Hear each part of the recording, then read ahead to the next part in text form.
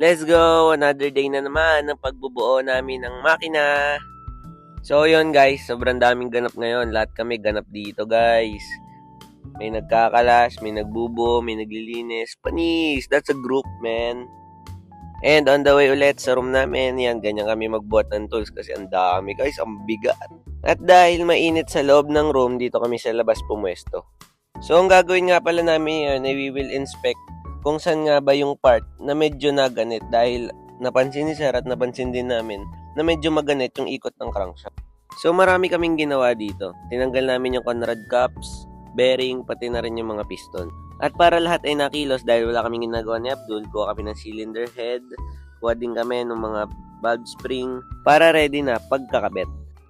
So kinuha ko na nga din pala dito yung overhauling gasket kasi dito nakalagay yung valve seal. At sige Dul, bukse. At ganito nga lang pala kaliit at ganito yung itsura ng mga valve seal. At sige Dul, lagye ang valve seal. At dahil nalimutan namin yung sprayer bottle namin, naggawa kami ng DIY guys para lang malangisan. And konting push lang ng daliri hanggang sa lumapat and then all goods na. And inulit lang namin yung process hanggang sa matapos namin lagyan lahat ng valve seal. At ito na nga pala itsura niya. At para tuloy-tuloy ang gawa, sige kune yung mga valves. Ako'y humihinga, may pag-asa pa. Ho, tama na at baka umulan. So ayan, unboxing na kami ng mga candy. At pagkakuha ng bulbs, ano pang gagawin dyan? Salpake! And kung paano nga pala namin ginawa, nilagay lang namin itong spacer sa baba and then pinasok yung mga bulbs. Pagkapasok, spring naman and then yung bulb lock.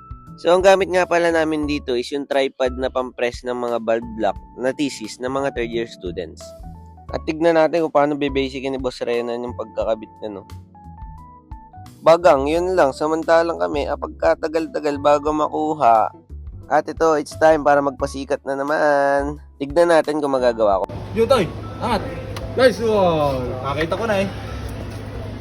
At dahil nakuha na namin yung rocker arm assembly, siyempre, sayang naman ng dala, kaya kinabit na muna namin pansamantala. At dahil 3:50 na, malapit na ang uwian, imisa na.